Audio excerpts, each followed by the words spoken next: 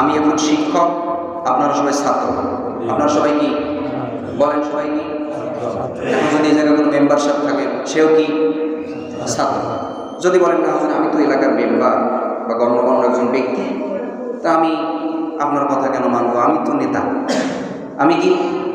আচ্ছা, তাহলে আপনি নামাজের সময় শুধু দাঁড়াই থাকবেন, ইমামের আগে নামাজ পড়বেন, ঠিক আছে? বুঝে আসছে বিষয়টা?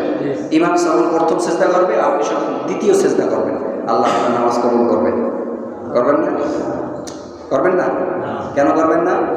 কারণ ইমাম আদেল, ইমাম হলো নেতা। ইমামকে, তাহলে ইমাম এখন শিক্ষক, আপনারা সবাই কি? তার মানে মসজিদে আমরা সবাই আসছি কি হয়ে? বলেন, আমরা মসজিদে আসবো কি সেজে? আসামি সেজে। মাশাআল্লাহ, কে কে? এই একটু হাত জায়গা। মাশাআল্লাহ, এই যে একজন সচেতন মুসলিম, আলহামদুলিল্লাহ, ঠিক আছে। আপনার আসামি বলেন কি? দেখছেন, মসজিদে আসবো আমরা কি সেজে? আসামি নাকি বিচারক সেজে? সবাই আসবো কি সেজে? কেন আসামি সাজবো? রব্বুল আলামিন, ওগো দয়ার মালিক, সারাদিন গুনাহ করেছি, অন্যায় করেছি, ভুল করেছি, বেয়াদবি করেছি, দয়া করে মায়া করে এখন আর যাওয়ার কোনো রাস্তা নাই। আপনি যদি আমাদেরকে মাফ না করেন, আমাদের মাফ করার কোনো ব্যক্তি নাই। আমাদের দরজা একটা, তিনি কে? মাফ চাওয়ার মতন দরজা কার কাছে? ক্ষমা করার মালিককে। দয়ার মালিক, আপনাকে তো দেখতে পাবো না, রসুলকেও তো পাবো না, অতএব আপনার একটা বাড়ি আছে, আমাদের বাড়ির সামনে আপনার বাড়ি, আপনার বাড়িতে যাই, দুই হাত তুলে আপনার কাছে ক্ষমা ভিক্ষা চাই। সুবহানাল্লাহ। আমরা আসছি, মাথা নত করে আসতে হবে মসজিদে। এজন্য আমি বারবার বলি যে মসজিদে এসে কোনো প্রকার কোনো সাউন্ড, কোনো আওয়াজ, কোনো কথা, দুনিয়াবি কোনো আওয়াজ করা যাবে না।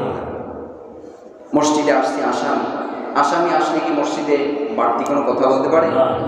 আসামি আসলে কি আদালতের ভিতরে বিচারকের ভুল ধরতে পারে? আসামি আদালতে আসলে আদালতের কি সমস্ত কমতি আছে, এই কমতি বিষয় নিয়ে উচ্চ আওয়াজে কথা বলতে পারে? আসামি এখন কাজ কি? কাজ হলো তার বিচারের কি রায় হবে সেই রায় নিয়ে পেরেশানি করা। তার কাজ কি? বিচারের কি রায় হবে সেই রায় নিয়ে পেরেশানি করা, চিন্তা ফিকির করা।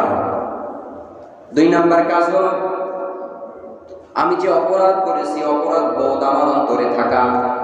দুই নাম্বার কাজ কি? আমি যে অপরাধ করেছি, বলেন, আমি যে অপরাধ করেছি এই অপরাধের অপরাধ বোধ থাকা। হ্যাঁ, আমি যে অপরাধ করছি, অন্যায় করছি, এই অন্যায়ের অনুশোচনা যে বোধ, এটা থাকা। আল্লাহ, আমি যে অন্যায় করছি আর কখনো করবো না, আপনার কাছে মাফ চাই, আপনার কুদরতি কদমে সিজদা করতে আসছি, আল্লাহ আপনি আমাকে মাফ করে দেন। সুবহানাল্লাহ।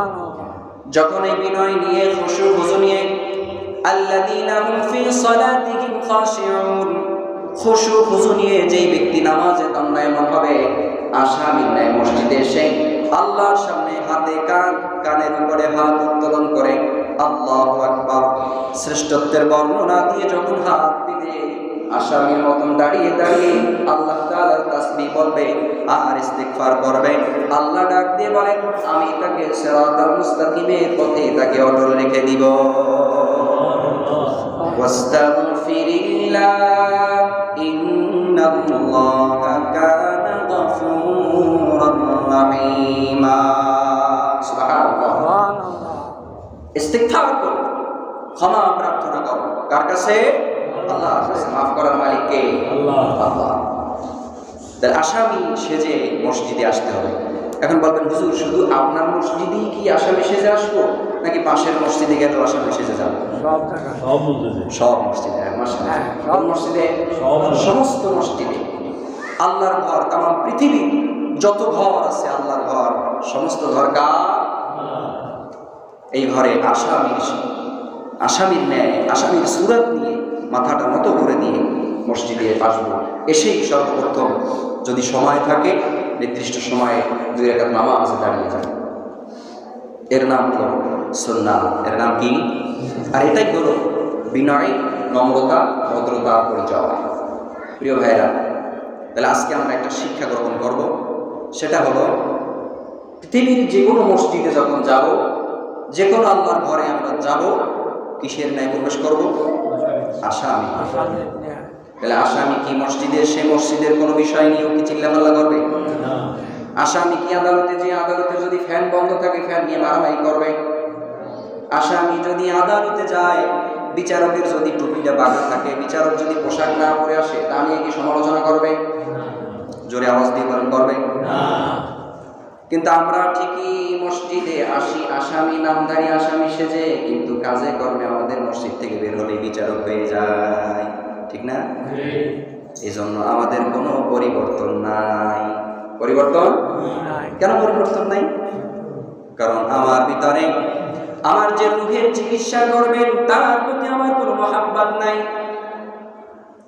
তার প্রতি আমার কোনো ভরসা নাই, তার প্রতি কোনো আমার আবেগ নাই। আমার আবেগ, আমার বিবেক তার প্রতি কাজ করে না, কারণ তাকে মনে করছি সে আমাদের গোলাম, আমরা হল তার মালিক। এজন্য গোলাম কোনোদিন মালিকরে চিকিৎসা দিতে পারেন না।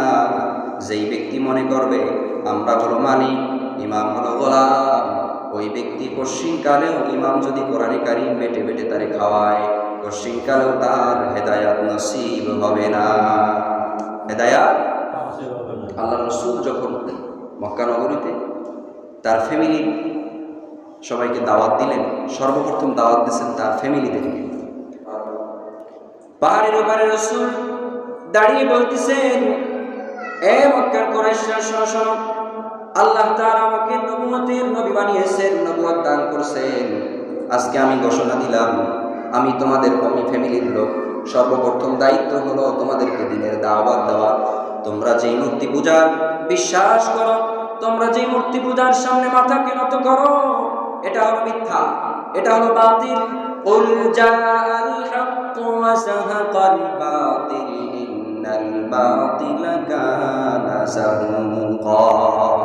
তোমরা যেই মূর্তির সামনে মাথাকে নত করো, 360টি খোদার সামনে তোমরা মাথাকে, মস্তককে অবনত করো, তোমরা নিশ্চয়ই মুশরিকদের অন্তর্ভুক্ত। কিন্তু বলো, মনে রাখবে ইন্নাল্লাহা ওয়াহিদ, আল্লাহ কয়জন? আল্লাহ কয়জন? আল্লাহ রাসূল যখন ঘোষণা দেন, তার ফ্যামিলি থেকে সর্বপ্রথম আবু লাহাব, আল্লাহ রাসূলের চাচা, কে? আবু লাহাব সর্বপ্রথম ঘোষণা দেয়, তাব্বাল্লাকা ইয়া মুহাম্মদ, হে মুহাম্মদ তুই ধ্বংস হয়ে যা। বুঝেন নাই? কোন জায়গায় কি করতে হবে বুঝেন না? জোরে সোরে বলেন না কেন?